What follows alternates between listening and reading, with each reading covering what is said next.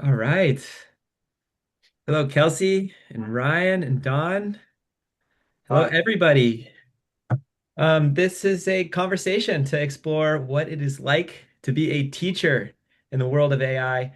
Since AI is here and since it has ethical and practical implications regarding student learning, I think we could all benefit from a little bit of perspective around what it actually looks like in the classroom and how it seems to be landing with students. And so here we have a couple fellow educators who can maybe help share some of this perspective. Um, would you guys like to introduce yourselves? Who are you? What do you do? And and yeah, if there's anything else you want to share, feel free. Sure, I'll start. My name is Ryan, and I have taught for 20 years on the East Side. I'm actually an East Sider, Washington, born and raised. I'm a social studies teacher. I teach history and government. I've taught AP, and I've also taught in the IB curriculum. And I've started my AI and education journey about 3 years ago and continuing to learn each time I attempt it. Yeah, I can go next. My name's Kelsey Richards. I am currently finishing up my master's in teaching at UW-Tacoma. So at the beginning of my teaching career, I've been subbing in the Tacoma School District this year and finishing my student teaching in sixth grade math at Hunt Middle School. And so just watching the change of AI throughout the end of my education career and entering into the classroom has just been so interesting and seeing that, like Ryan said, it's here to stay. And I've had some experience at Hunt, which is an IB school, and so the way that it plays in there is a little different too, and just all sorts of things that spark such great conversation. I am Dawn Boffman. I am a middle school teacher librarian as well as a social studies teacher this year. We've had some budget cuts in our district, and so we have been tasked with multiple things this year.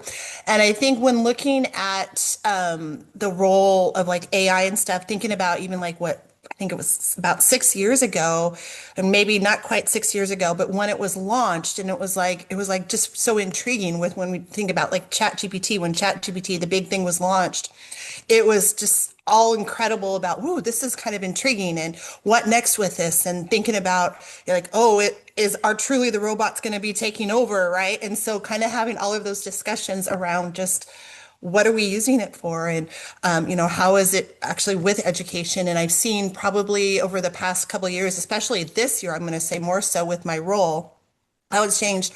I have been able to use actually AI quite a lot in terms of being able to help with my assignment, help with the workload that I'm being tasked now with to complete as well. So, yeah.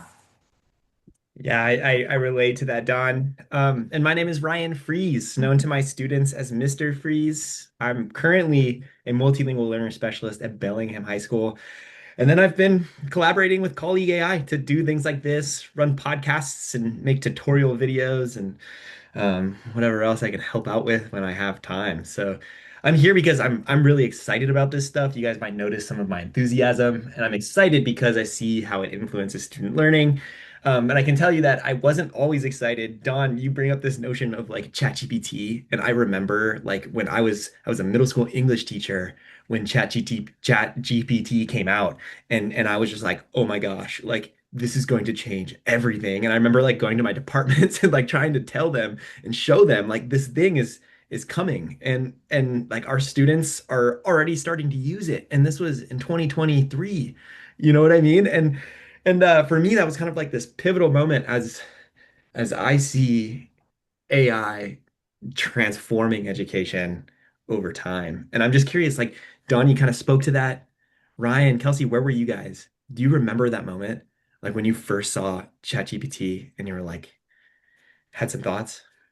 Yeah, so I graduated high school in 2023, and when ChatGPT first came out, it was just everyone was freaked out by it. Like my professors in college, and it was just a terrifying thing. Just it made like cheating undetectable potentially and plagiarism and all of it that everyone was just trying to hide it almost like dismissing it, saying, hoping it wasn't going to stick around kind of.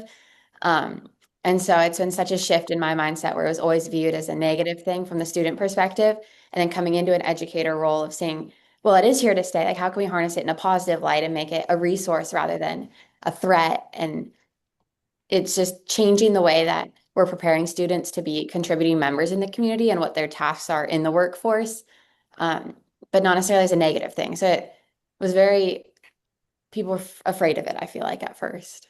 Yeah, and Don, or sorry, excuse me, and Kelsey, you shared with me offline that at first, like you still might hold some concerns around, cheating or like, I don't know, exporting, offloading cognition. And so maybe we can talk about some of those things later. Thanks, Kelsey. Ryan, do you remember?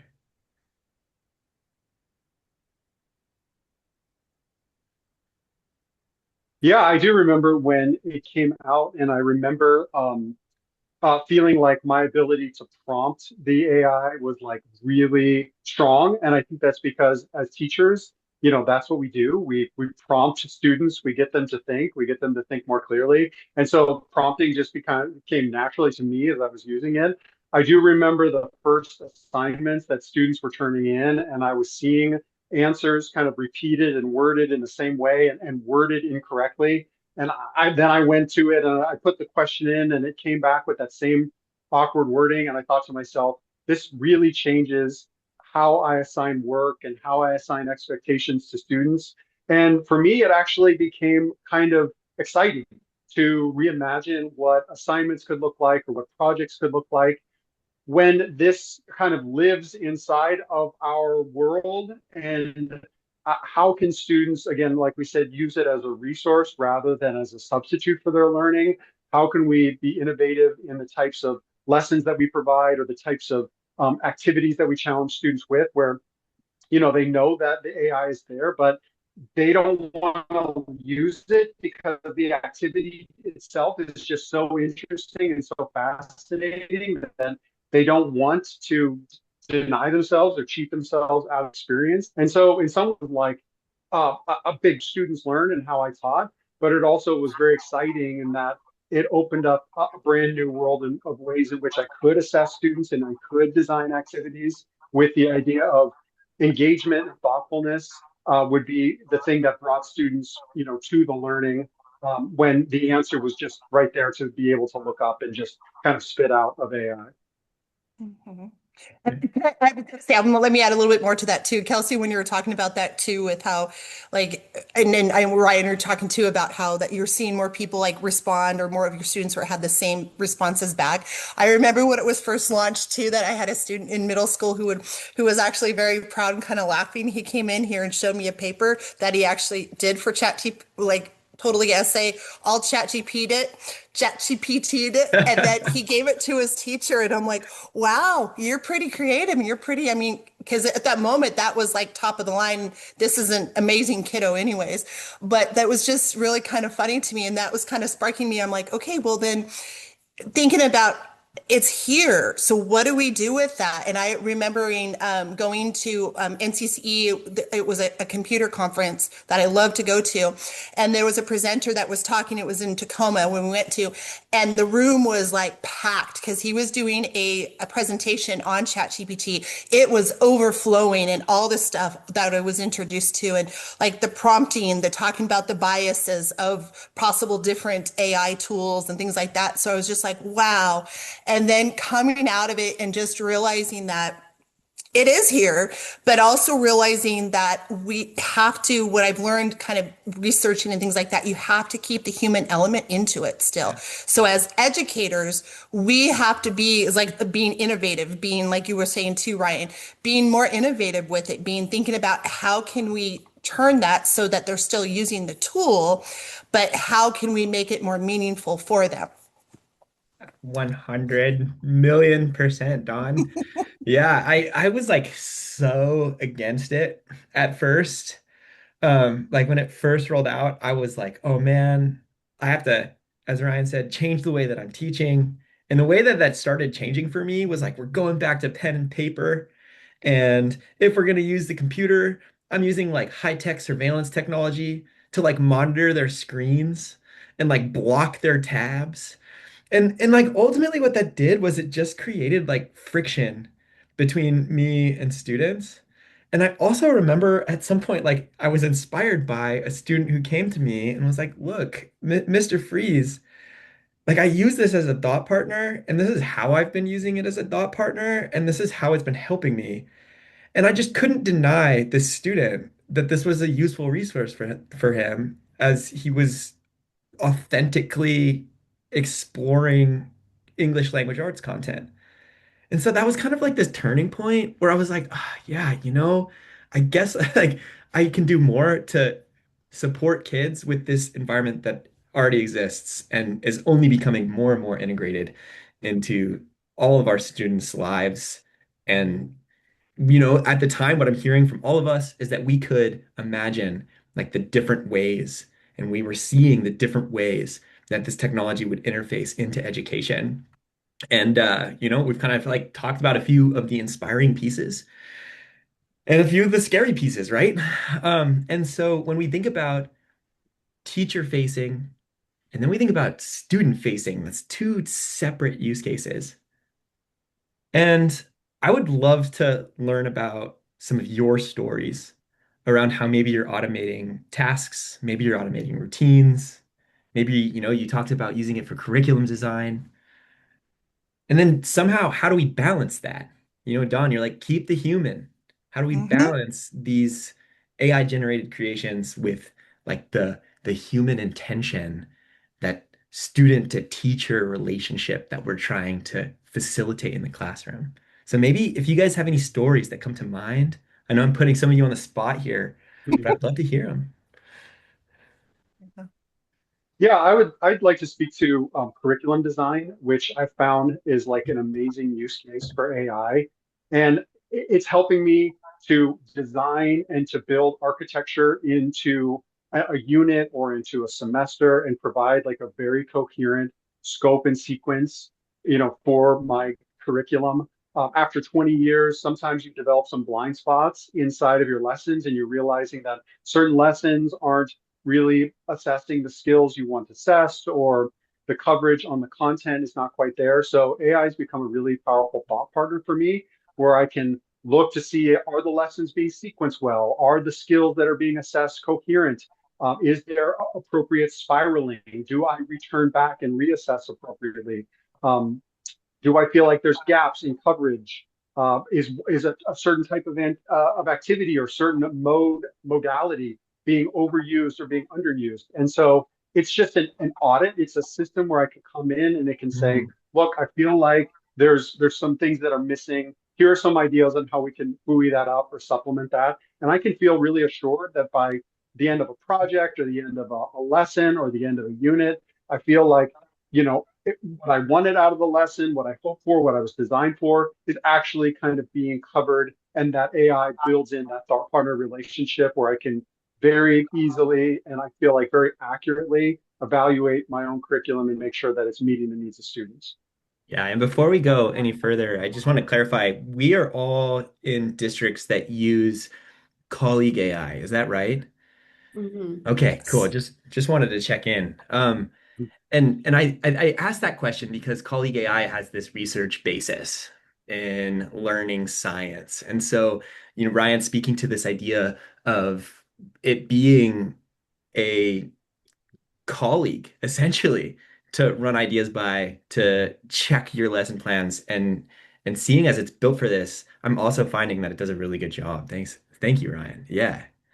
Yeah, kind of tagging off what Ryan was saying. I feel like for me, it really comes down to where my heart posture is coming into it. Like if I'm coming into my AI use to develop a lesson from scratch and I'm just going to take it and use that without even taking a second glance at it. It's not the intention of it. Like you said, it's a colleague, it's a thought partner. And so using it and kind of taking bits of it that you like, tweaking bits that you don't like, and you can leave comments asking, okay, I like this. How about we tweak this or we make this into a more suited for visual learners or tactile learners, or it really is that thought partner if you come into it with that heart posture and with the idea of being a team and tweaking things and making it work for your unique audience. Because even class period to class period, it is going to be different. And you can't just take one and think it's going to work for everything. It's having that narrow mindset is, I think, where things get tricky with it. I'm gonna say I would agree with all of that too. And thinking about my role this year with where I'm teaching social studies and then also trying to be a librarian, in that in on top of it. But thinking about with our curriculum too for social studies, where when I look at the lesson design, I look at what we're using, and I'm thinking about my students. I'm thinking about my students who don't have those skills developed yet, and so I'm thinking about, okay, well, they're not at grade level, so being able to incorporate that like into the prompt for colleague AI to say, hey, can you recreate this for like a fourth grade understanding, and recreate this for some ML learners. And so being able to get additional ideas and then being able to take those, and like Kelsey and you had said as well, is like you looking at that and say, yep, that'll work, or nope, nope, that won't work. So still obviously looking back at it to making sure that it's going to apply for my students. But to be honest, that has kind of saved me this year with trying to teach a curriculum that I've never taught before. So that's been a huge, huge help for me this year. And even looking at it from the point of using I think it's, oh, correct me, but the interactive part of Colleague AI, being able to even upload the lesson design for the certain part, the certain area that we're doing for social studies, and then possibly having students look at the vocabulary, being able to interact with the vocabulary, and they can do that piece on by themselves, still interacting with it, with the program, and so that they can additionally learn, obviously, some of those words that they need understanding with as well. The other aspect I love too, in terms of which our district obviously we know is very big on, is the security measures with how Colleague AI is. So we're allowed to use it because there's what's the word I'm looking for? There's assurance that our students are okay, that the data is not going to be like sent out into, the netherworld. Yeah, no, that's a really serious concern. And we Mhm. talked to some district leaders at one point, and they kind of explained how consumer models, are big labs that people use for free. They're like, it's not free. Like what they're doing is they're just harvesting data and they're using that data to create models. And we have no idea what those models are, and how they're also like using that data to interact with students. And so, yeah, like to speak to Colleague AI, it is a vetted, school approved program, COPA, FERPA, all of Mhm. those important regulatory statutes that they abide by. And they promise us layers of security so that everything that we do when we put student data into the system, it's protected. It's not going anywhere. Mhm. Yeah, Ryan. Also, you said something multimodalities, and I think Dawn, you're talking on this too. You brought up the generate interactives. That's one way that we can create multiple modalities. Is that kind of what you're thinking about also, Ryan? Are you talking about the generate interactive tool? Yeah, inside of Colleague AI, being able to, create images, create those HTML interactives, being able to, in a teacher-facing way, have an objective and just say, imagine my class of 10 different types of learners with 10 different learning styles, create assessment pieces for each of them where they can demonstrate their understanding in different ways that meet their particular needs. And it's stuff that is just really expanding my thinking. And I might not use all of them, but at least like Colleague AI, they're shopping for ingredients for me and just saying, hey, here are a couple of different flavors that you can add into your lesson. And as I start kind of incorporating them, it doesn't take away from my expertise and my experience, but it's there kind of tasting the soup and offering up a couple of little, seasonings. And that just it makes opportunities available for me, especially after years of teaching. You get stuck in your own ruts and your own methods that work for you. And I'm glad that I've got somebody there who's going to offer up both with a student facing way with the podcast creation or the interactives or the image creation, but also in a teacher facing way to bring in new ideas and fresh thoughts on how lessons can be available and accessible to all the different types of learners I have in my classroom. Yeah. Yeah, I love the podcast feature. when we think about multiple modalities, that's a universal design for learning concept. We know that students learn best when they have multiple points of entry. And so podcasts are a really good way. You can create audio content for basically anything, and you can have like you can use the Colleague AI podcast tool to have dialogue on whatever topic. Maybe you're reading a short story and you can bring audio dialogue about the short story into your classroom. Images is another one. There's the image generator, and you can create really robust instructions. I'm finding that that's a really powerful use case. If there's like a complicated protocol in the classroom, like a complicated rotation of student interaction, for example, I could just make an image of that, right? Instead of trying to describe it verbally or in writing, which provides access. So yeah, the multiple modalities piece is huge when it comes to efficacy of curriculum design. Oh, And just meeting all of those different learning styles, right? Kelsey, you were talking about that, how there's all these different learning styles and how you can kind of like use it as a thought partner to try to draw those out. And we have the ability now through tools like Colleague AI to make these prompts, to prompt and create basically anything. We talked about the HTML builder, right? That's like an online interactive. I can make essentially a website where students enter information, whether that's vocabulary, like Dawn was saying, and practicing vocabulary. Or one of the things that Colleague is really good with is STEM, so you can have math practice. And they can interact with it. They go in and they type in answers, or even like I've seen people embed the podcast tool into an interactive. So they'll listen to it and then they'll respond. Um, and we can make custom chatbots. That's the Colleague AI teaching aid. Have you guys played with that yet? I have not, but yeah, I'm yeah, going to. absolutely.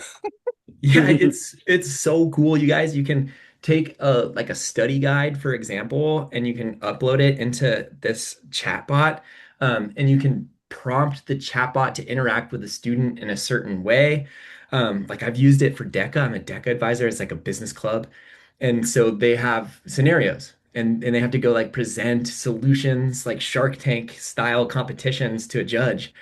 And then I can upload their scenarios and then have them I prompt it so that it spits out competition mode, explore mode, and quiz mode.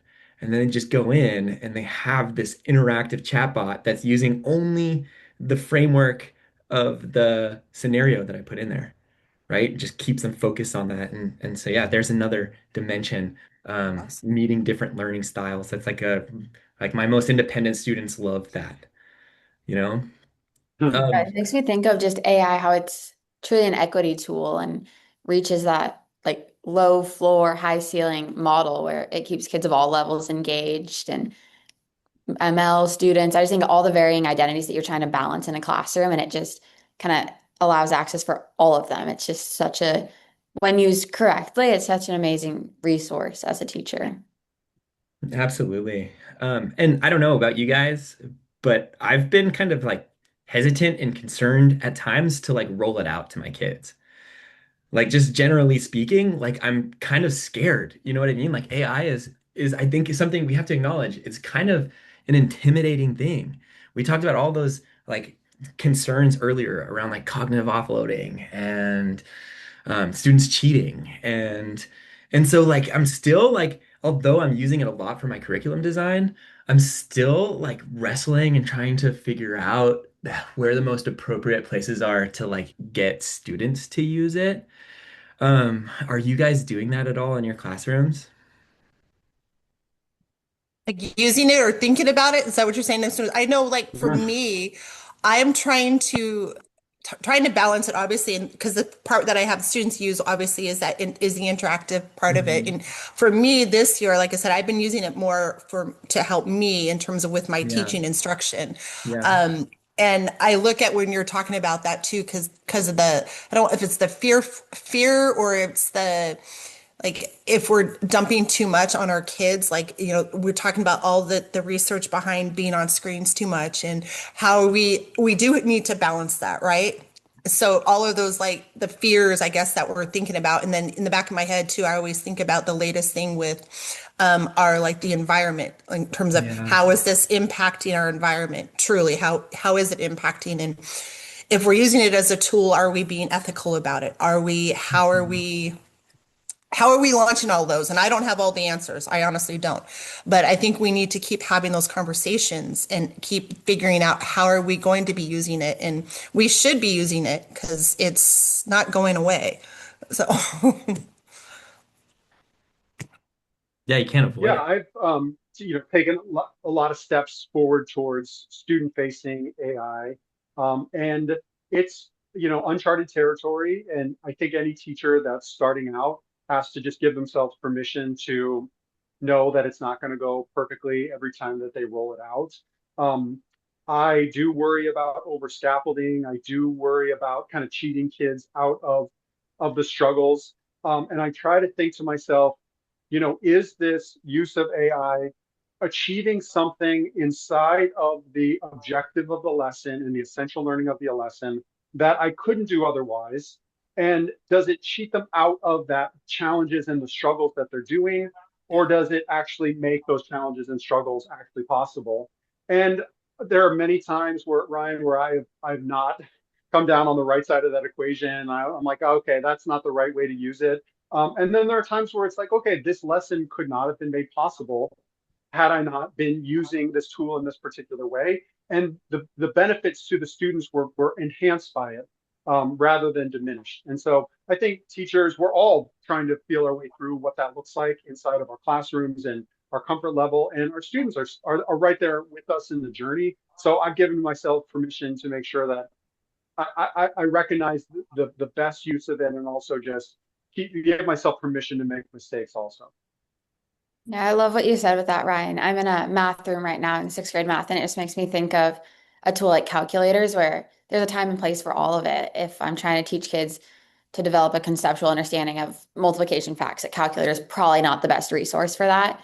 But if I'm trying to do more of like a rate ratio, the relationship between things, and we have these complex numbers or the tax on something, percent on something, they might get hung up on the long division or on the multiplication, not even get to the concept I'm trying to teach them. And so the calculators in that way makes the learning target possible. And it's just like almost with food, it's like, yeah, spinach might be healthy, but if you only ever eat spinach, you're not still going to get what you need. And where colleague AI can be a tool, but isn't the only tool, and having the little bits of everything is so important, and finding the right balance is such an art, but something that as we learn more, I'm sure is just you'll hear from different people's perspectives and experiences, and giving yourself the freedom to make mistakes and approach it with curiosity and grace has been a big area of growth for me with it. I love that approach it with grace. I love that, Kelsey, a whole lot. Yeah, Yeah, I I think need with anything, like it's okay to not be perfect with it, but keep striving for it. I personally needed to hear all of this. Seriously. I was giving a demo. I was like talking to some college kids and I was showing them how, like you mentioned, it can be an equitable solution. If we can get this right, then it can be an equitable solution. And I was actually like showing the teaching aid, and the teaching aid, AI in general, all AI has a tendency to be overly positive. And in one of its responses, it was overly positive when the answer that the student, like the input that the student put in, had like a slight misconception, right? And so that all these it was at a university teacher prep students, they were all like, well, if I was a student, like I would just see that and think I got the right answer. And I was kind of like, oh, yeah, I don't really know how to reconcile that until now. Just realizing that this is just another tool in accessing information. And when we bring this into our classrooms, we just need to be transparent about these things, like and explicitly teach. AI has a tendency to be overly positive, right? Like that is a component of the tool. In the same way that a Google search isn't going to give you the perfect answer every single time, neither is AI.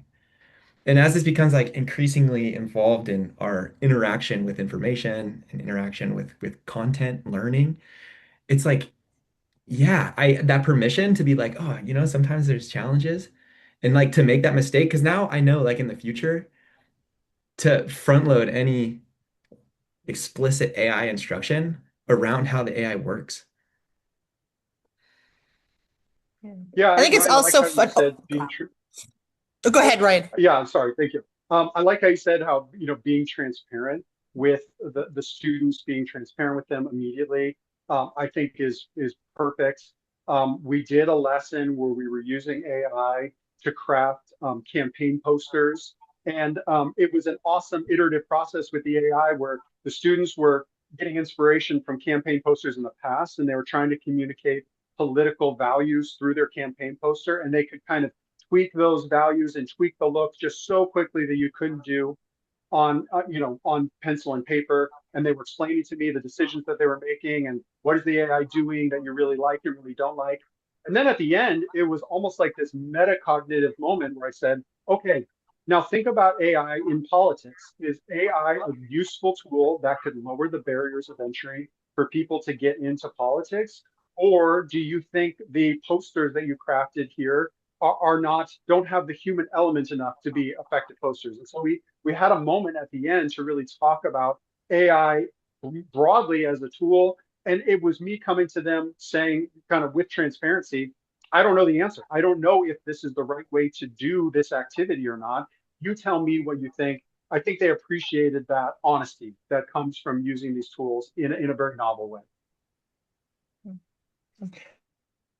I was just going to add from a middle school perspective, I would probably frame it with my students too, just to think of you have to be smarter than the AI or, so that they have a different mindset of when we're launching into it and say like, when I used to teach in the library, when I used to teach about like online resources, I could say, hey, find, 3 sources online that support what you're saying.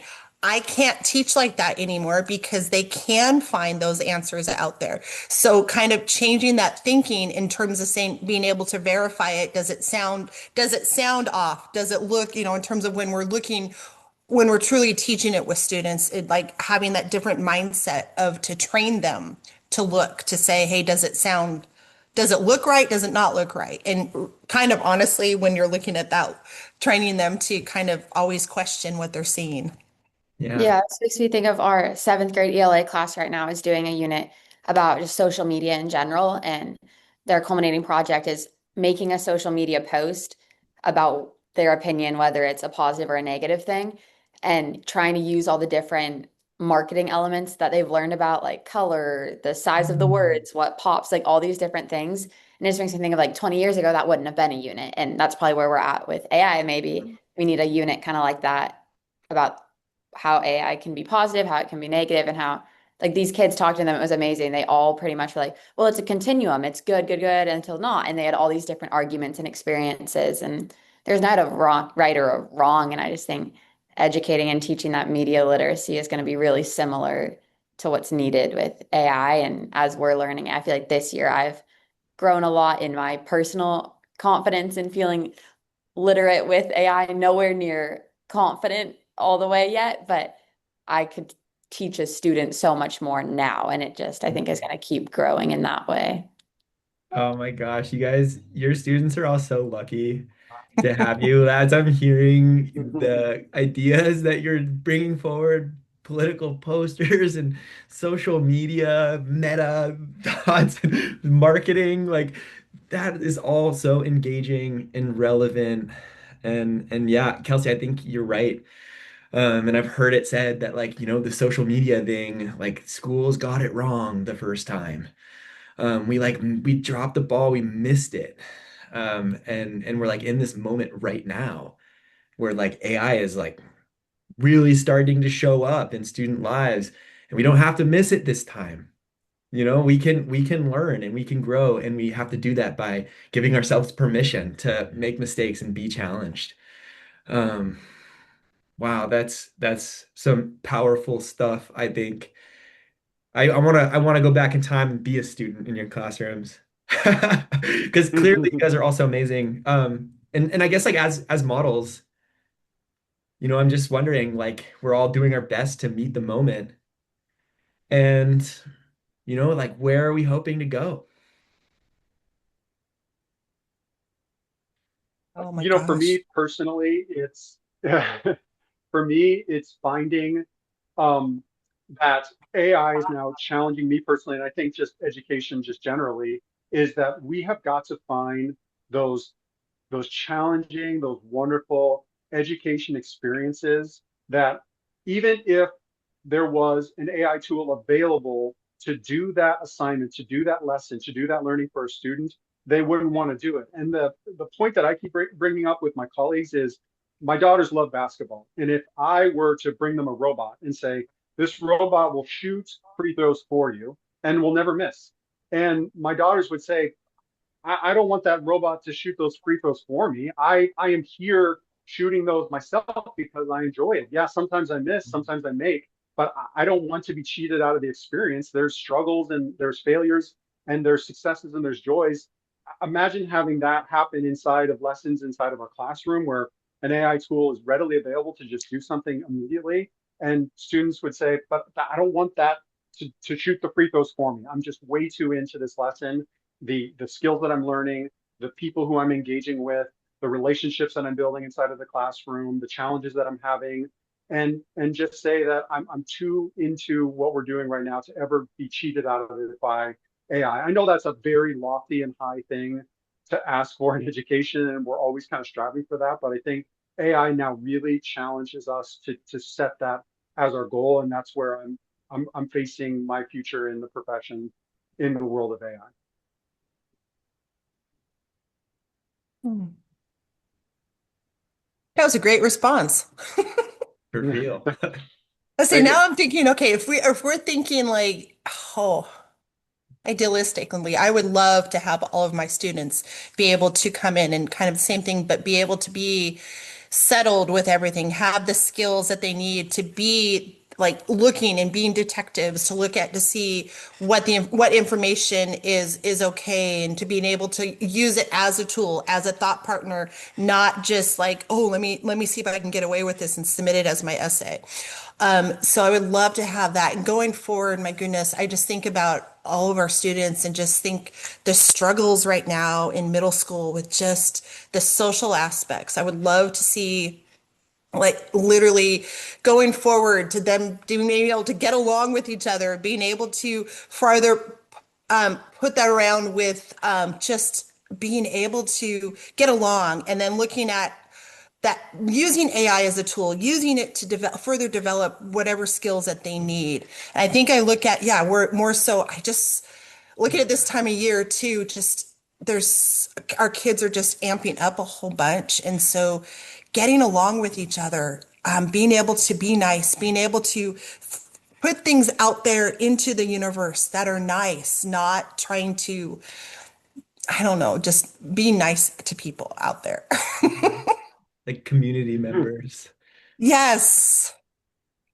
It makes me think about just our goal for what we're teaching students extends so much, so far beyond just the academic content where AI might be able to spit out numbers and spit out an essay and all these things. So that's not all that we're trying to have them learn as students. It's the, like you were saying, the social skills and the critical thinking and the research and the hard work, just so many things that if we can frame AI as a resource and as a tool for them, it's like the more that we tell them they can't have it, the more they're going to want it, kind of, and try and get it to do those different things. But Ryan, like you were saying, there's so many more aspects to them being students than just academic content. And if we can get them to fall in love with the process of learning and the process of working hard, then we don't necessarily need to worry about them succumbing to trying to do everything through AI because they're enjoying the process. And so just instilling that love of learning. And I think that starts with building relationships and having them love coming to school and whatever that looks like or what that reason is for that kid. If we can build on that. So inspiring. I totally agree. Like I just want my students, I feel like the future needs like learners who are adaptive to rapidly changing situations and need to know how to use resources extremely efficiently, you know? And it's almost like as I use AI as a thought partner, I'm finding that it kind of helps to lower like the initial friction in learning something new. and then after you get through that initial friction, then it's just like it's more fun. And then when it's fun, I love it. And students can love it too, or whatever it is. And whether like for me lately, it's been video making and video editing, right? As a concrete example. And that could be anything for any student that we have in our classrooms. Do you Because guys on have top any? of that, I was gonna say on top of that, because I even think about how are we making them productive citizens, I guess, in terms of Yeah, what how are we helping them, like in terms of being able to problem solve. So how are we helping them being able to be successful after they're done with school? So that's ultimately too that swirls around in my head is like, how are we preparing them? totally. And I mean that's the million-dollar question, right? And we are here exploring this and trying it. Ryan, he said, we got to give ourselves permission. Do you guys have any other advice for teachers who might be curious or maybe they're hesitant? Um, Maybe it's just a Start teacher. small. Start small. I Yeah. mean, in terms of reach out to your colleagues who are using it, asking them for resources. As a librarian, I'm like, I've got a bunch of different resources. So, but reach out to people, start small. Just start investigating, Yeah. honestly.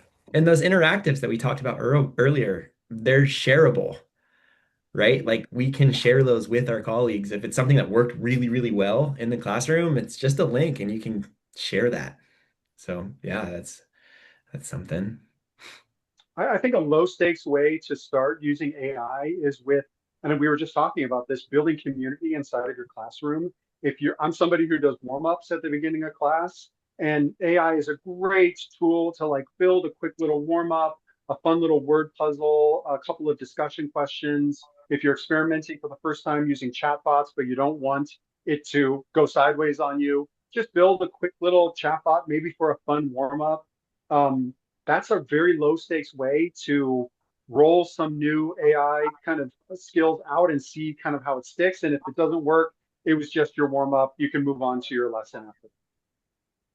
Yeah, for me, I think it seems silly, like it was a silly eye opener, but just putting myself in the role of a student, and we in our classroom talk a lot about like the rights of learners. It's Mandy Jansen's work about you have the right to revise your thinking and share your unfinished work and all these different things, and giving myself those rights as a teacher and not having them be so disconnected. Where my trial and error with AI, it's trying to tell myself the same things I would tell a student. Like it's totally fine for me to change my mind or for me to all these different things and try it and it doesn't work and just think of myself, try to speak to myself as I'd speak to a student. Hmm. That is so kind. Well, thank you. I'm going to take this advice to heart for sure as I step forward into my classroom tomorrow. And I want to say, Don and Ryan and Kelsey, thank you all so much for sharing some of your time today to talk about what it's like to be a teacher in the front lines of an AI context.